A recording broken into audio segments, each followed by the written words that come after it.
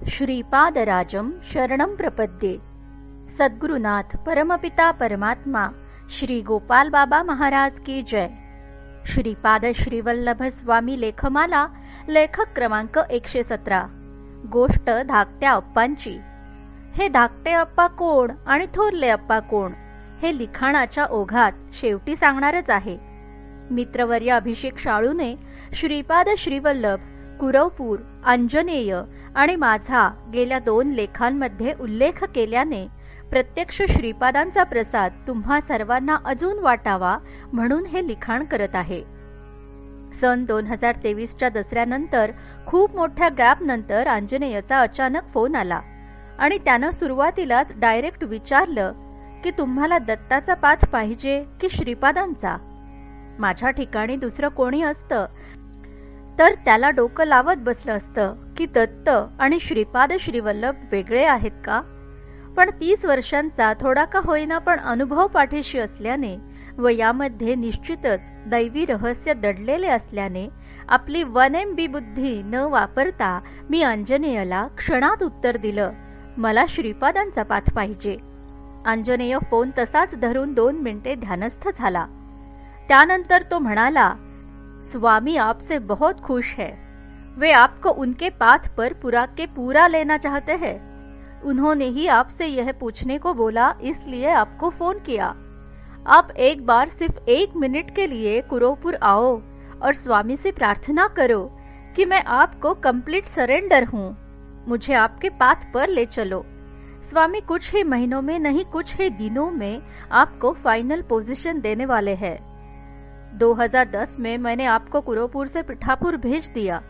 आज 12 साल के बाद आपको फिर कुरवपुर लाके मैं मेरे हाथ से एक सर्कल पूरा कर दूंगा। मी विचारलं, कधी येऊ कुरवपुरला?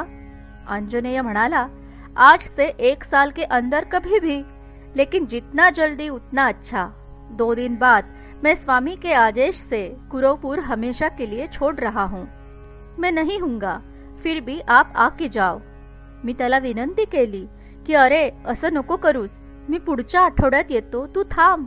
त्याला तारीख सांगितली। तो म्हणाला, ठीक आहे, मी त्यावेळी येऊन थांबतो।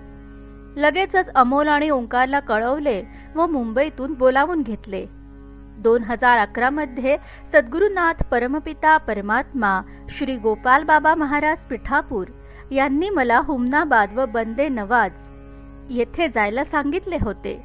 हुमनाबाद पिठापूरला जायच्या यायच्या रस्त्यावर असल्याने दरवेळी होत होतं, पण गुलबर्गा होत नव्हतं। त्यावर बाबा मला म्हणाले देखील, तेरे को इतना सा काम बोला लेकिन तूने वो भी किया नहीं।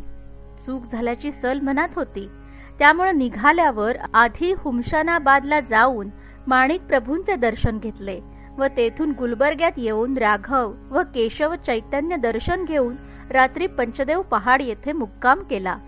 पहाटे 4 वाजता कृष्णा पार करून कुरवपूरला काकडा आरती सापडली। आता शिस्त खूप जाणवत होती।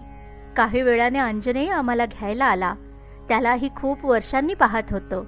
त्याच्यासाठी 2 पायजमे आणि 2 बंड्या घेण्याची स्फूर्ती आधीच मिळाली होती। आम्ही कुरवपूर सोडल्यानंतर अंजनेय गिरनारला गेला। तिथे दत्तात्रयांनी त्याला भगवे वस्त्र टाकून श्वेत वस्त्र घालण्याची आज्ञा केली। तिथे हे पायजमा बंडी कामाला आले। त्याला वाट खर्चासाठी काही रक्कम देऊ केली तर त्यानं मोबाईल मधून बँकेतील शिल्लक दाखवली व हसून नाही म्हणाला। तो पूर्ण दिवस गुहेला लागून असलेल्या त्याच्या छोट्या रूम मध्ये सत्संग झाला। त्यातील बराचसा वेळ माझी समाधी लागली होती। 2010 ते 2023 या वर्षाच्या दरम्यान श्रीपाद श्रीवल्लभ व दत्त संप्रदायावर श्रीपादांनी भरपूर लिखाण करून घेतले होते। त्यांचे 10 खंड सोबत घेतले होते। मनात आलं की 2010 मध्ये कुरवपूर सोडल्यानंतर काय काय केले याचा लेखाजोखा म्हणून ते खंड श्रीपादांसमोर ठेवावे।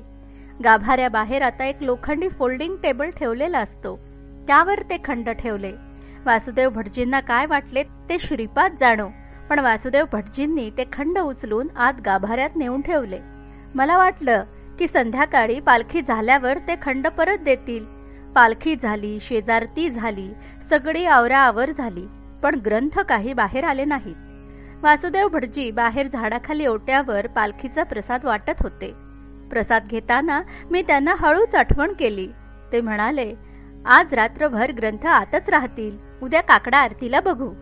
दुसऱ्या दिवशी पहाटे काकड आरती झाली. वासुदेव भटजी म्हणाले, काय घाई आहे हो, स्वामींचा अभिषेक तर होऊ दे, नंतर ग्रंथ मिळतील, त्यानंतर तुम्ही जावे, जणू हा श्रीपादांचाच आदेश. दरम्यान आंजनेयाच्या झोळीत श्रीपादांचा एक हाताच्या बोटांवर बसेल इतका छोटा फोटो होता. तो म्हणाला, याचा फोटो काढून तो 3 बाय 2 फूटच्या आकारात तयार करून सवडीने येऊन कुरोपूरच्या अन्नछत्रात लावा. सकाळी सर्व आटोपून आम्ही परत फिरलो. अमोलने यथावकाश तो फोटो मुंबईत डेव्हलप करून उंची फ्रेम मध्ये बनवून घेतला. या दरम्यान आंजनेयने श्रीपाद आज्ञेनुसार कुरोपूर कायम स्वरूपी सोडले होते. एक दिवस पहाटे श्रीपादांनी मला ती डेव्हलप फोटो फ्रेम माझ्या राहत्या घरात एका विशिष्ट ठिकाणी दाखवली आणि मला कुरोपूरला पोहोच करू नकोस, मला तुझ्या घरात राहायचे आहे असे सांगून मला अप्पा म्हणत जा असे सांगितले.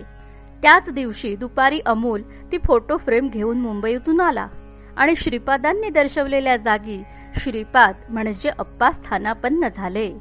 त्यानंतर काही दिवसांनी पहाटे दृष्टांत झाला की श्रीपादांना कुरोपुरात चिन्नाप्पा स्वामी म्हणत असत. यावेळी अप्पा हा शब्दाचं कोडं सुटलं. अप्पा म्हणजे भाऊ, चिन्ना म्हणजे धाकटा, छोटा. श्रीपाद श्रीवल्लभ चिन्नाप्पा का, तर त्यांना 2 थोरले भाऊ होते, श्रीरामराज आणि श्रीधरराज. हे दोघं मोठे अप्पा व श्रीपाद श्रीवल्लभ हे लहान अप्पा चिन्नप्पा. बरं, ही पिठापूरच्या अप्पलराज व बापनाचार्यांच्या घरातील श्रीपादांना कोणत्या नावाने हाक मारत हे कुरोपूरमध्ये कसं समजलं? कारण बापनाचार्य, अप्पलराज, नरसिंह वर्मा व व्यंकटपय्या श्रेष्ठी या 4 घरी कपडे धुण्याची सेवा करणारे तिरुमलदास यांचा मोठा मुलगा रविदास याला श्रीपादांनी कुरोपूरमध्ये बोलावून घेतले होते व कुरोपूरमध्ये आता श्रीपाद हे स्वामी म्हणून अवतरित झाल्याने रविदास आता श्रीपादांना चिन्नाप्पा स्वामी म्हणून संबोधत होता. याच रविदासाने पुढे 1347 साली कुरोपुरात शरीर सोडून गुलबर्ग्यात वंदे नवाज व नंतर बिदरमध्ये राजघराण्यात जन्म घेतला व मांडीवरील फोडाच्या निमित्ताने श्रीपादांनी त्याला श्री गुरु नरसिंह सरस्वती स्वामी महाराज अवतारात पुन्हा जवळ घेतले व अवतार समाप्तीनंतर त्याच्या हातून आजच्या कुरोपुरातील मंदिर व प्रांगण निर्मिती करून घेतली. अशी ही धाकट्या अप्पांची छोटीशी गोष्ट, पण पक्क्या ऋणानुबंधातील. हिराचंद गोपालचंद कोठारे. दिगंबरा दिगंबरा श्रीपाद वल्लभ दिगंबरा.